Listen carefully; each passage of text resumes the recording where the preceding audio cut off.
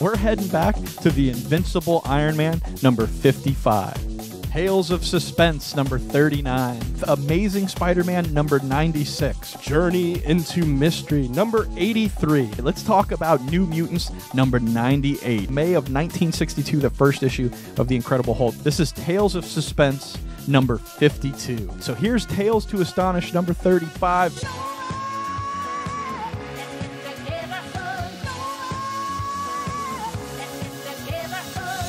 In Marvel Superheroes number 13, the very next issue that appears in January of 1968, shows up our Carol Danvers for the first time, right? So let's take a peek back into this iconic comic.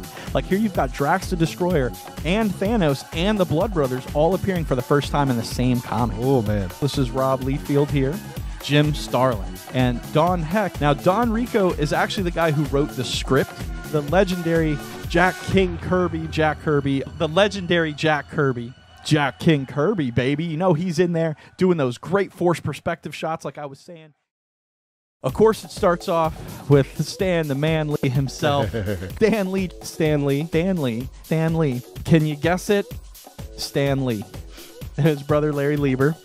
Captain America. Oh, yeah, man. You gotta love Cap. Man. Yeah. Now, Stan Lee wrote a story in issue number 3, but he liked Thor. He liked the idea of Thor and the fact that he had a hammer. He said he thought was going to really look great on the page. You know, I came here to take over your world. And Tony's like, oh, man, don't stick out your boots for me to lick because I might just spit on them. Okay. Right? So pretty cool lines, and we've seen a lot of interaction between Thanos and Iron Man in the trailers. It's a story that's worth telling.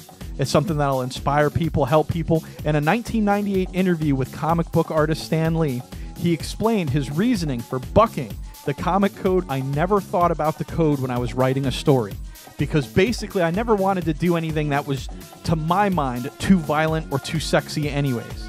I was aware that young people were reading these books, and had there not been a code, I don't think that I would have done my stories any different.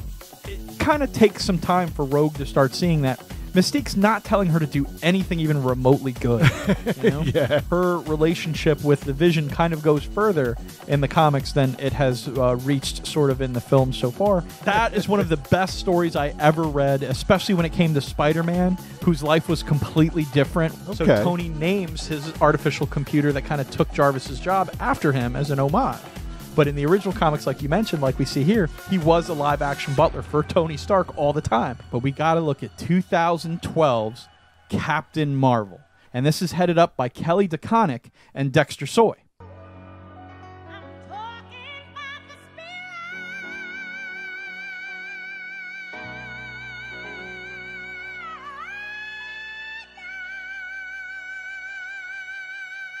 Spider-Man's traditionally never been part of the Avengers in comics. Sure. Until the Civil War, when Tony Stark kind of brings him in. Yeah. No, and this was very much paralleled in the film Civil War. And we're going to tell you guys about just about every platform where they've got the coolest and best Spidey action, right? This is one of the hugest games being talked about right now. The Atari 2600 Maximum Carnage. It was like the first Spider-Man game where the story came directly from a comic. Talking Spider-Man 2, The Amazing Spider-Man versus the Kingpin. Spider-Man Shattered Dimensions. Dude, this game was so freaking cool. We're going to tell you guys a little bit about this action adventure, also made by Activision, right? So this is what they call an endless runner game, and it's Spider-Man Unlimited. But it is a multiverse game. So again, you get a lot of different iterations of Spider-Man in different universes.